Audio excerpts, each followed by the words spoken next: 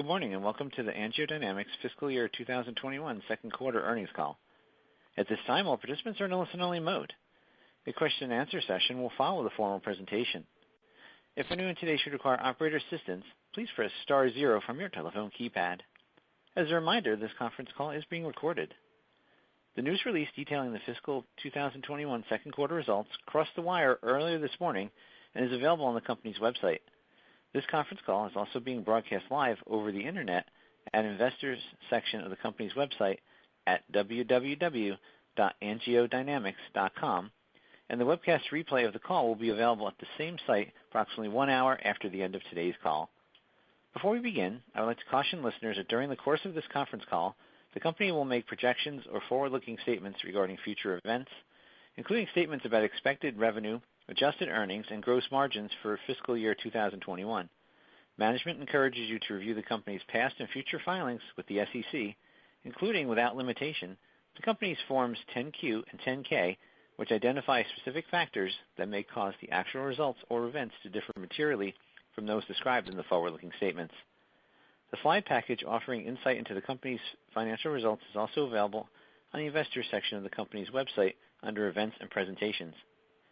This presentation should be read in conjunction with the press release discussing the company's operating results and financial performance during this morning's conference call.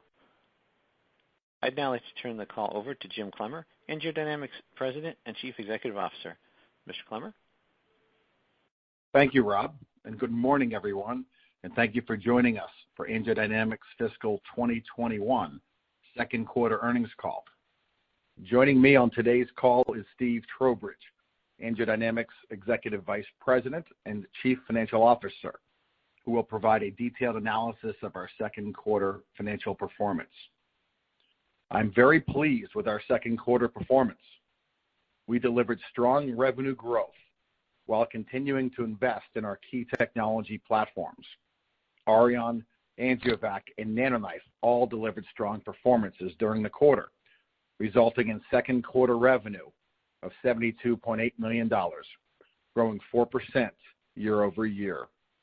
Additionally, we continue to balance near-term cash and expense management with strategic investment in our long-term growth initiatives, and we're pleased to deliver an adjusted EPS of 1 cent for the second quarter.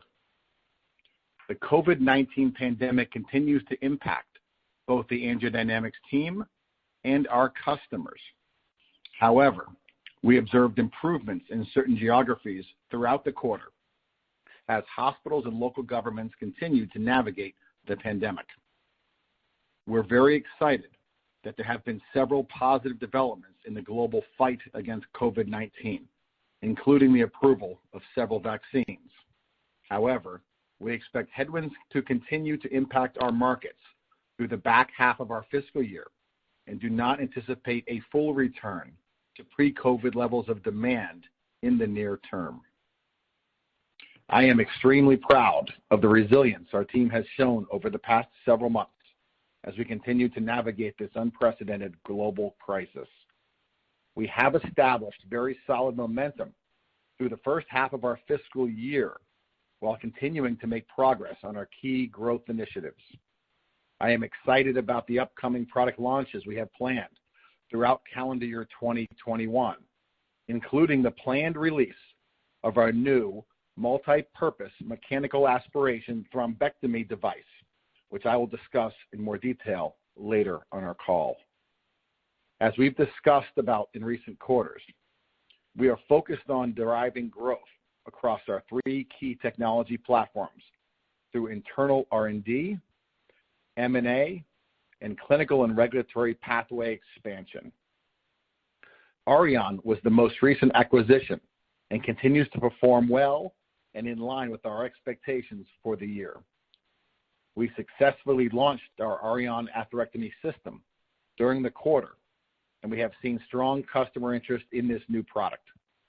We reported Auryon-related revenue of $2.1 million in the quarter, bringing our fiscal year first half revenue to $3.2 million, and we continue to anticipate Auryon revenue in the range of $7 to $10 million for the full fiscal year. While, like last quarter, M&A was not an area of focused spending in the quarter, it will continue to play an important role in our transformation in the future. We continue to pause any M&A activity until we are comfortable that the COVID pandemic is behind us, at which time we will resume our disciplined approach of identifying appropriate M&A targets and assessing strategic opportunities. In terms of internal R&D, we continue to invest for growth, and during the second quarter, we saw continued strength from our AngioVac platform, which grew 24% year over year. We are also very excited about the upcoming launch of our multi-purpose mechanical aspiration thrombectomy device, another product resulting from our focused internal research and development. We have continued to see strong momentum in our NanoKnife platform, with strong disposable sales in the quarter, building off the strong capital sales last fiscal year, as well as the increased visibility into the uniqueness of this technology provided by the comprehensive DIRECT study. On that note, our sponsored clinical studies, DIRECT and Pathfinder, remain a primary focus and continue to require flexibility in the current environment. As of today, we have 26 DIRECT study sites that have secured IRB approval, 3 additional sites since the update we provided you on our first quarter earnings call. We are pleased with the significant number of leading hospitals that have signed on to participate in this important study. Moving forward, we anticipate shifting efforts from additional site initiation to patient screening and enrollment.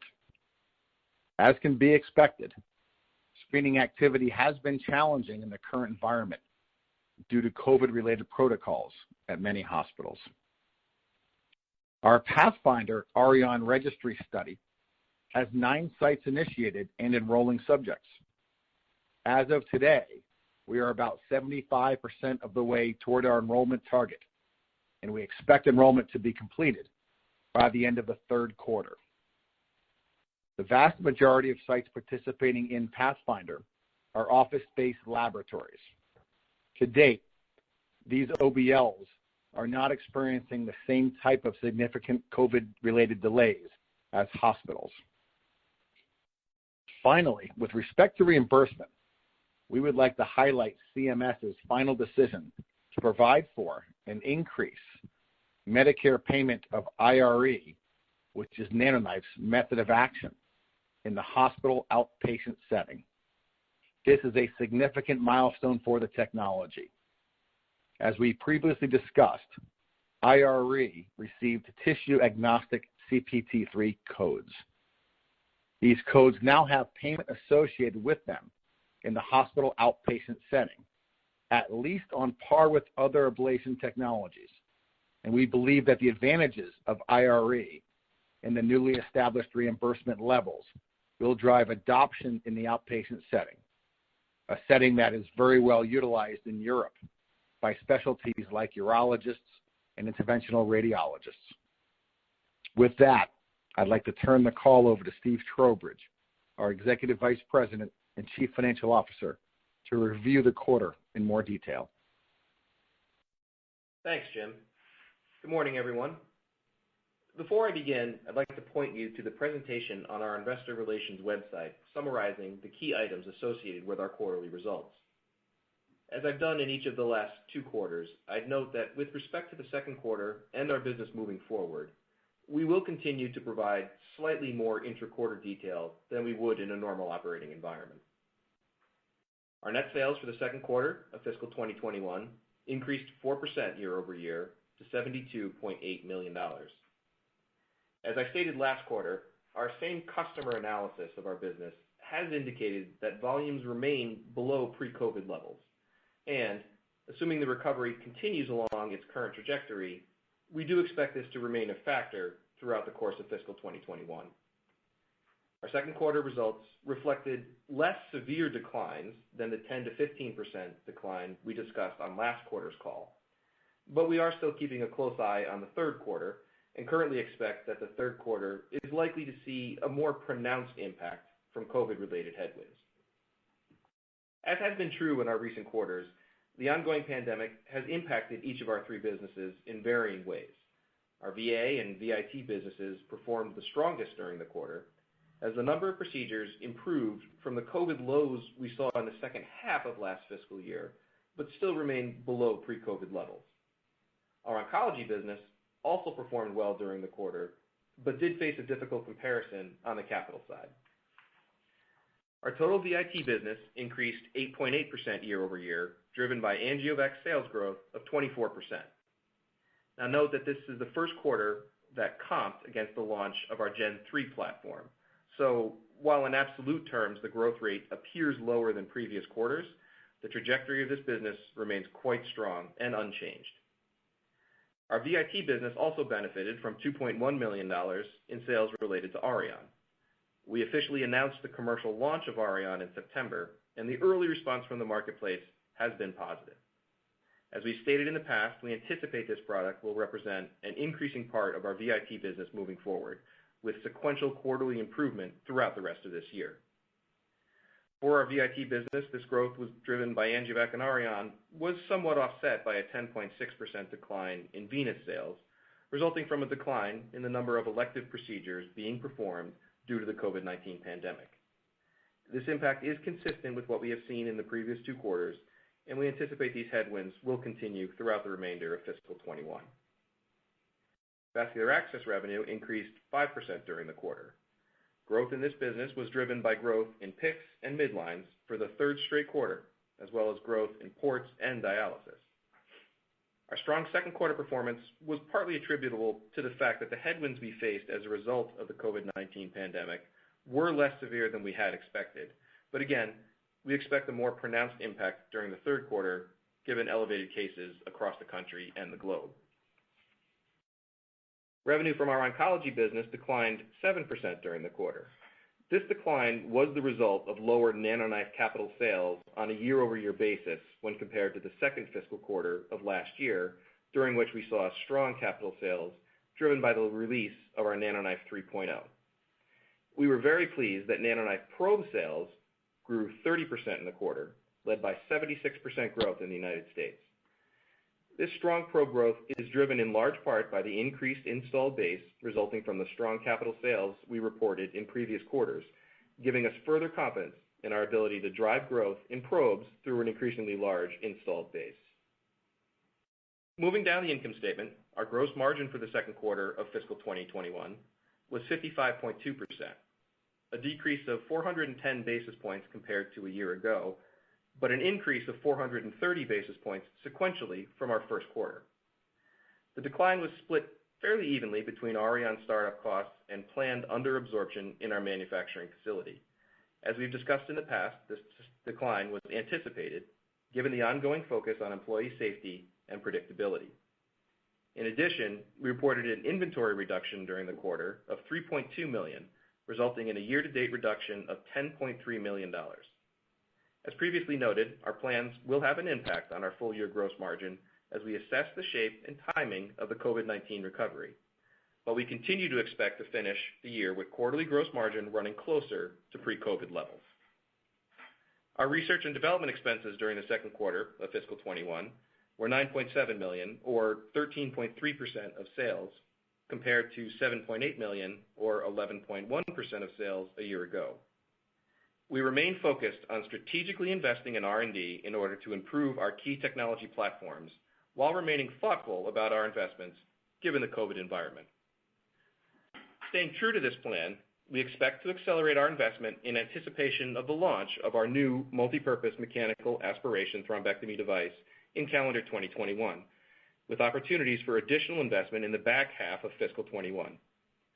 This investment is included in our R&D guidance, and while we reserve the right to pull back on these investments if the environment changes meaningfully, for fiscal 21, we anticipate that R&D spend will come in at the higher end of our previously provided range of between $35 and $40 million, as we've accelerated certain investments on the heels of our first half performance. SG&A expense for the second quarter of fiscal 21 decreased slightly from the previous year to $29.4 million, representing 40.4% of sales, compared to $31.1 million, representing 44.4% of sales a year ago. We're continually assessing controllable discretionary spend with an eye toward cash management while maintaining investment in our key technologies. We now anticipate our full-year SG&A spending to come in toward the lower end of our previously provided range of between $123 and $127 million. Our adjusted net income for the second quarter of fiscal 21 was $0.6 million, or earnings of 1 cent per share, compared to adjusted net income of $2.2 million, or 6 cents per share in the second quarter of last year. Adjusted EBITDA in the second quarter of fiscal 21 was $5.2 million, compared to $6.4 million in the second quarter of fiscal 2020. Turning to our balance sheet, in the second quarter of fiscal 21, we began the quarter with roughly $47.9 million in cash and cash equivalents, and we generated $11.5 million of cash from operating activities. During the second quarter, we had capital expenditures of $1.4 million. As of November 30th, 2020, we had $58 million in cash and cash equivalents and $40 million in debt outstanding. Subsequent to the end of our second fiscal quarter, we repaid $10 million of our outstanding debt and now have $30 million in debt outstanding at the time of this call. Turning now to guidance. Based upon what we are currently seeing, we continue to anticipate fiscal year 2021 net sales will be in the range of $278 to $284 million, and full year adjusted earnings per share to be in the range of 0 to 5 cents. While we obviously had a strong second quarter, we do expect to see a sequential decline in third quarter revenue as a result of the typical seasonality in our business and reflecting our current thinking around the impacts of the COVID-19 pandemic on our third quarter results. Historically, we have seen a 1 to 3% sequential decline in revenue from our second fiscal quarter to our third fiscal quarter. Overall, we are pleased with our strong performance in the second quarter despite continued headwinds from COVID-19. We will remain committed to growing our key technology platforms and will continue to invest to support new product launches and product updates for 2021 and beyond. With that, I'll turn it back to Jim. Thanks, Steve. I am pleased with our balanced approach of managing expenses and cash while continuing to strategically invest in our three key technology platforms, AngioVac, Auryon, and NanoKnife. I believe this approach will position us to achieve profitable long-term growth as the effects of the COVID-19 pandemic begin to subside.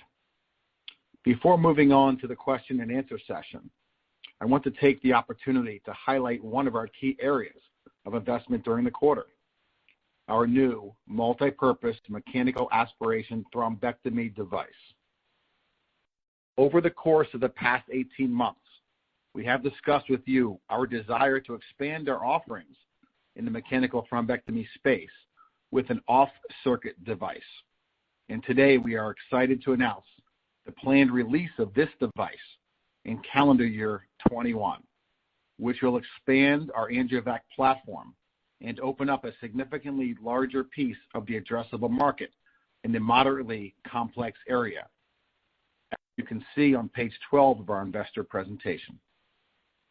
We anticipate filing a 510K in the first half of calendar year 21 and expect to receive clearance in the second half of calendar year 21, followed by a commercial launch.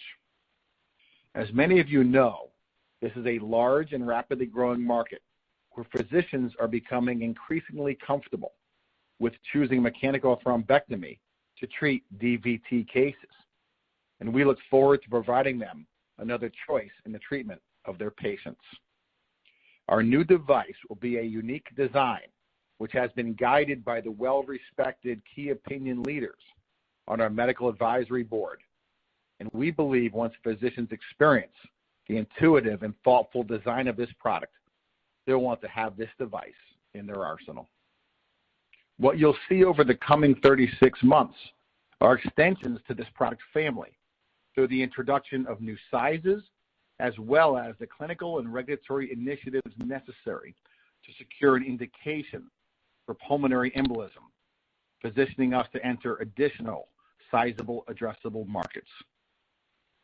To provide you with some context in that regard, our current AngioVac system serves a market that is made up of approximately 15,000 cases annually, while our new multi-purpose mechanical aspiration thrombectomy device will be aimed at a DVT market that sees over 200,000 cases treated annually, and eventually the PE indication, which sees over 150,000 cases treated annually.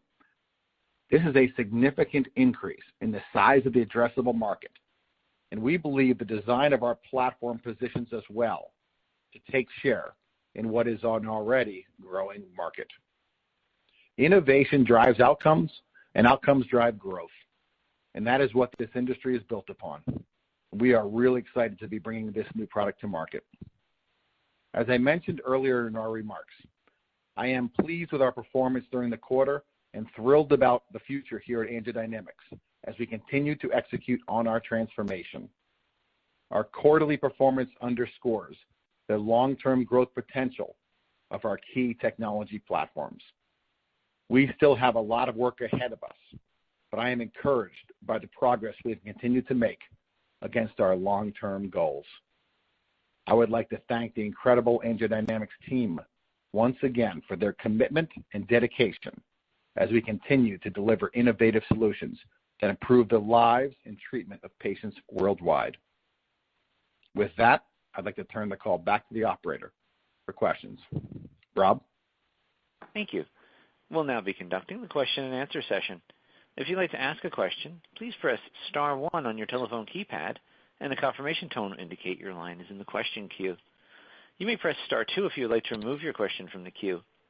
For participants that are using speaker equipment, it may be necessary to pick up your handset before pressing the star keys. One moment, please, while we poll for questions. Thank you. Our first question is from the line of Jason Bedford with Raymond James. Please proceed with your questions. Good morning, guys, and Happy New Year to you. So I guess just a few questions. First, on the quarter, do you think there was any benefit from catch-up at all in fiscal 2Q here? So, Jason, it's Jim. Maybe a little. We tried to measure that closely. There might have been a little bit in the beginning of the quarter. I don't think there was a lot, Jason, because we also measured closely what we call, quote-unquote, same-store sales as well. And there's still a decline as to what we would have expected based upon prior year. So I think I know what you're looking for. There may have been a little bit of effect, but I don't think it was measurable. Okay. And then if there's any way you can compare the trends you saw in fiscal 2Q, which ended in November, and maybe the trends you're seeing or you saw in December, I'm just kind of curious as to kind of the step up, if there's a difference here with the severity of COVID ramping. So Jason, I'll give you what's going on in the field, and Steve can give you some numbers to highlight that. But again, we're hearing from our customers, as probably many of our peer companies are, that they're very concerned and they're limiting some care and they're limiting our access. So that has been in effect. We've seen that some customers have asked us to stand down. Some of the outpatient centers that we serve have actually shut down temporarily dealing with COVID. And Steve, what do you think from the number side?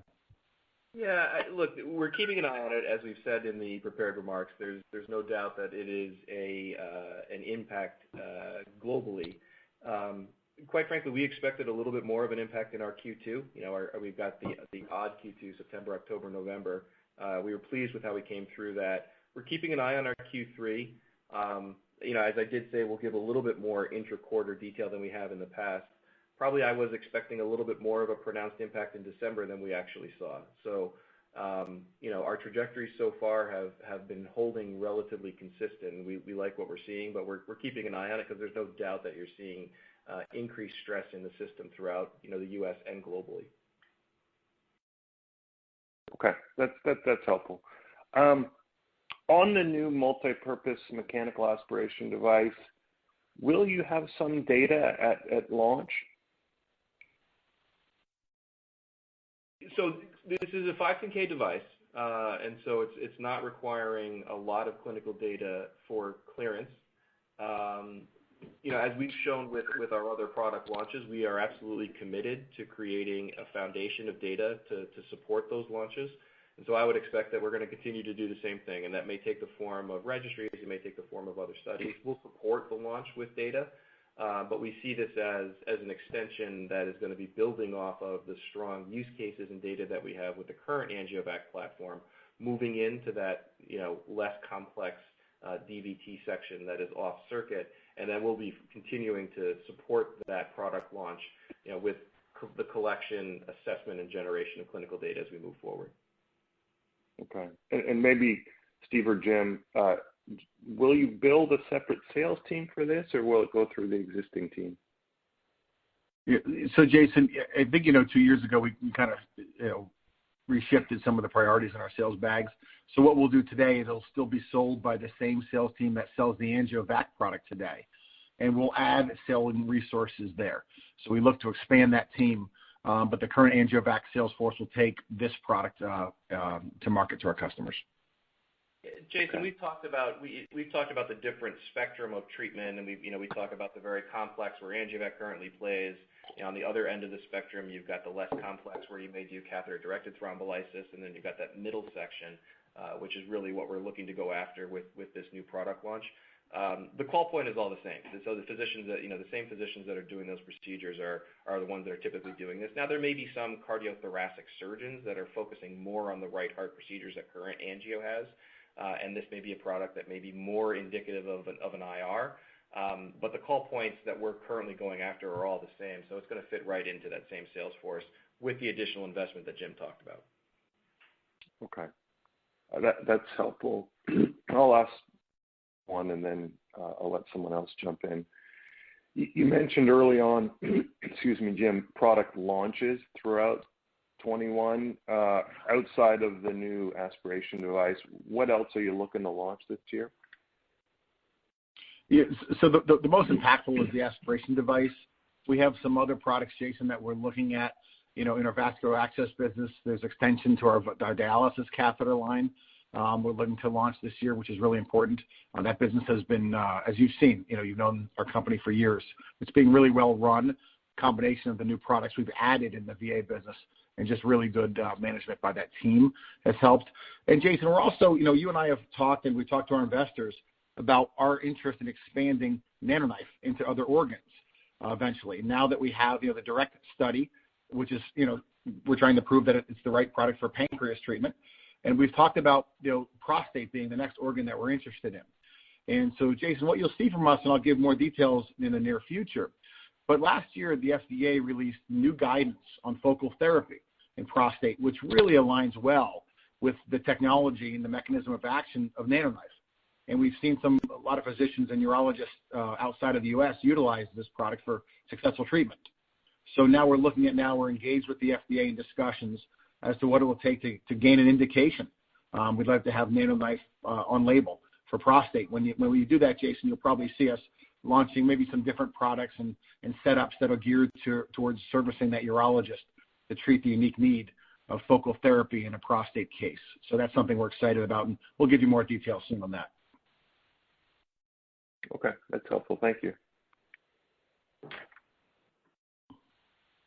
The next question comes from the line of Matthew Mishan with KeyBanc Capital Markets. Please proceed with your questions. Hey, good morning, guys.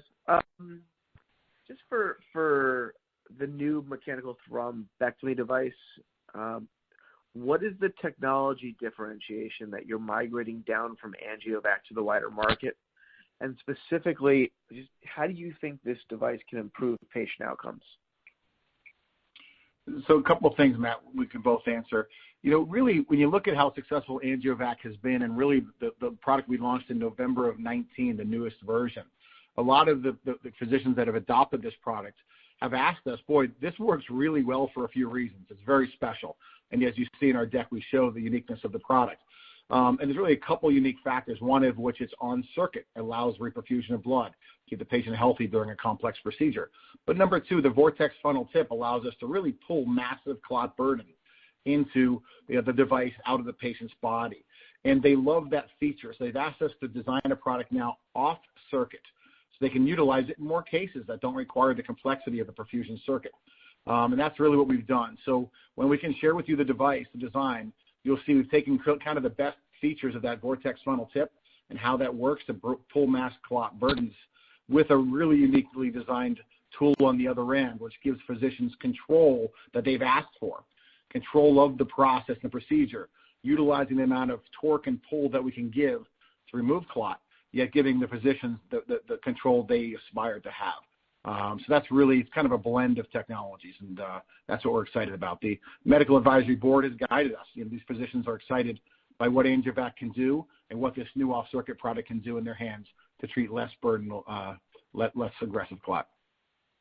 Yeah, the control that Jim talked about, Matt, is really important. So, we understand this market. We've learned a lot. We know where the current AngioVac product plays, and Jim mentioned the funnel tip, which is proprietary to AngioVac, which is a huge advantage. It allows a much greater clot burden to come out. One of the big advantages of the current AngioVac system is the minimization of blood loss because we've got that reinfusion circuit. But as Jim said, it's a very complex procedure, and it requires additional specialties, requires perfusion.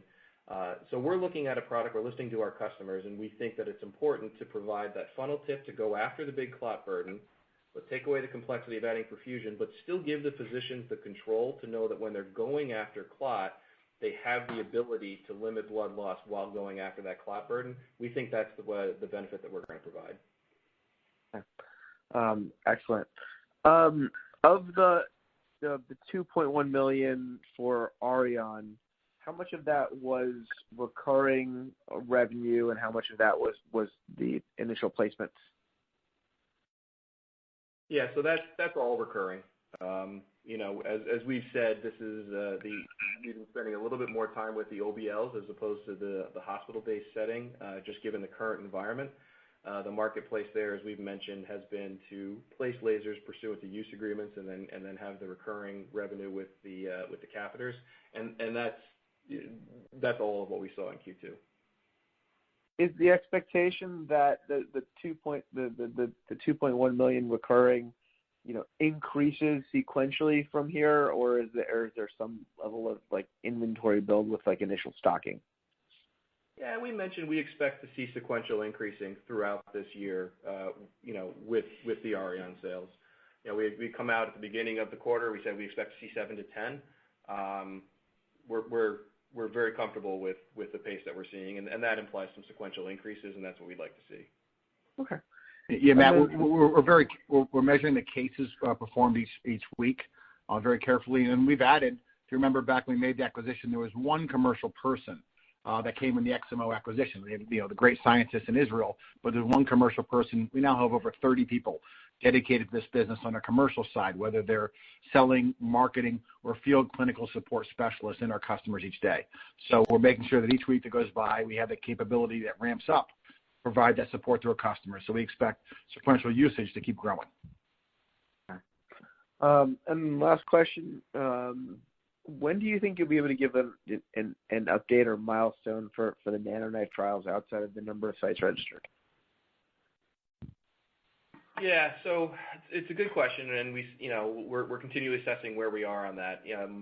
So the one statistic we have given is the number of sites, and we gave that this quarter with 26 coming up from 23.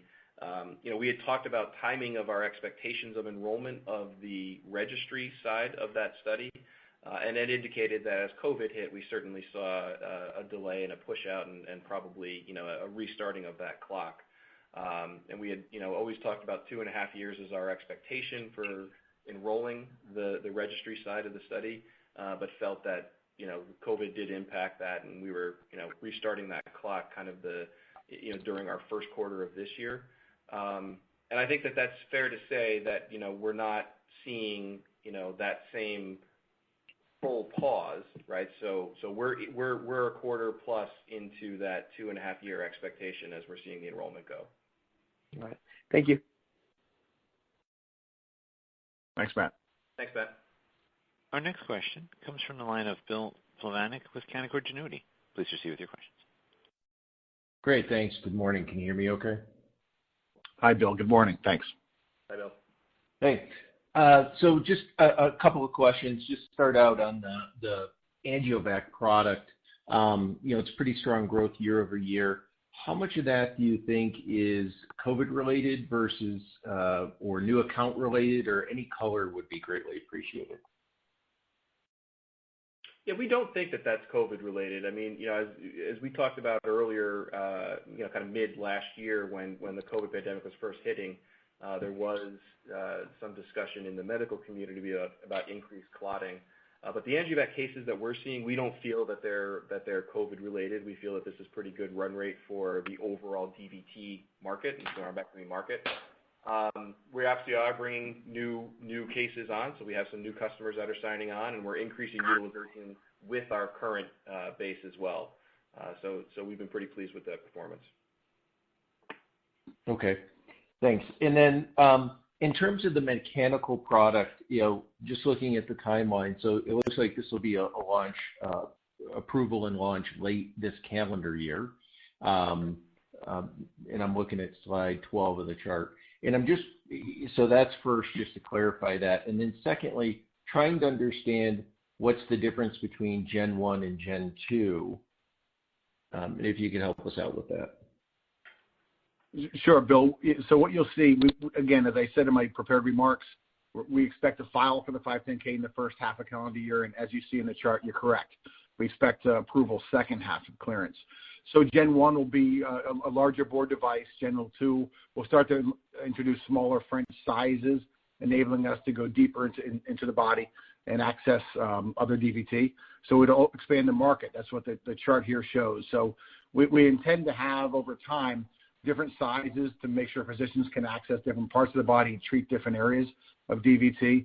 And ultimately, again, working on a PE indication. We think the product is really, really well designed to really be a really good product for PE over time. So we'll do the clinical and regulatory work necessary to seek that indication. Yeah, I think I'm sorry, Bill. One of the defining elements of this market is that we know that there's not a one-size-fits-all solution. AngioVac in its current form has a great role to play. We like the space that we're playing in there, and we show that in the slide deck. We're moving into an area that we think is a bigger market. There's some other customer and competitors in there. They've done a good job. They've got products. Physicians will have a number of products in their tool bag, and we think that this is going to be a great product to add to that. But you don't have to displace everything out there. This is not a one-size-fits-all, and there's plenty of room in this really attractive, growing market for a number of solutions, and we think we got a really good one here. Okay, and then two more questions. Just one, clarity on the mechanical product. As you talk about control, would that be some sort of automated aspiration associated with it, or would it be manual? So it's a manual piece, Bill. It really allows the physicians help us design it. They really asked us. They said, look, we're really good at this. Give us a tool that enables us to utilize our skill here. And that's what we did. So we designed it really on their guidance. So there'll be no automation. It's a fully mechanical device that they'll utilize their hands and their skill. Okay, and then this last question was bigger picture, volume related. I think, Steve, you mentioned you were a bit pleasantly surprised at the amount of COVID impact in December. And just, as we think about that, as you think about kind of moving into your fiscal third quarter, there's two impacts. There's seasonality, which is typically down 1 to 3%, and then there's the COVID impact. I mean, how is we're through December and into January, and it seems like it's it seems, and not to put words in your mouth, but it's more of a stable environment, or from it's down, whatever, it's 5 to 10% off normal volumes, but that seems to be kind of stable the last couple of months. Is that what I'm hearing? If you could just help clarify that for me from a broader volume standpoint. Yeah, Bill, I think your characterization is absolutely fair. As we said, we're very keenly keeping an eye on what's going on in the broader environment. There's no secret that you're seeing increased cases. There's no secret that you are seeing in pockets stress being put on the system. But as we talked about, when we came out with guidance at the end of our first quarter, the way that we saw this happening and our expectations for the market is that you will see a lot of these peaks coming up, but it's going to be a little bit more geographically isolated, and it's going to be more specific to certain areas. They'll have stress, they'll come down, other areas will be okay. We're not seeing full across-the-board shutdowns like we saw back in the March-April timeframe. That has held consistent. That is what we're seeing. That's what we expect to see going forward for the rest of our fiscal year here, as well as those little flare-ups in different geographies and stresses coming around, but more isolated. So as of so far, yes, we're not back to pre-COVID levels. We are still seeing the resilience and stability. We may be moving into a little different time period as we get to the end of January and February with some of these increases cases that we're seeing in the U.S. But as what we're seeing now, I think the way that you characterize it is exactly right. Great. Thanks for taking my questions. Thanks, Bill. Thank you. At this time, we've reached the end of the question and answer session, and I'll turn the call over to Jim Clemmer for closing remarks. Thanks, Rob. And we at AngioDynamics are pleased with our performance. We understand the global complexity that everybody is facing dealing with COVID. Our customers are under stress and pressure, and our people are as well. We work really hard to maintain safety and security of our people and our workforce. Our folks in our operations and quality team have done an amazing job. They're working to produce our products that produce life-saving ability for physicians to utilize for care. So we're really committed to making sure we can get through this pandemic, keep our people safe and secure, and make sure our customers are getting access to the products they need. We're also really excited about our future, and we shared some of that today about our new multi-purpose mechanical thrombectomy product. We'll have other products coming out of our R&D pipeline soon. We're very pleased with our quarter. We're looking forward to the future. Thank you for joining us again today. Thank you. This will conclude today's conference. You may disconnect your lines at this time. Thank you for your participation.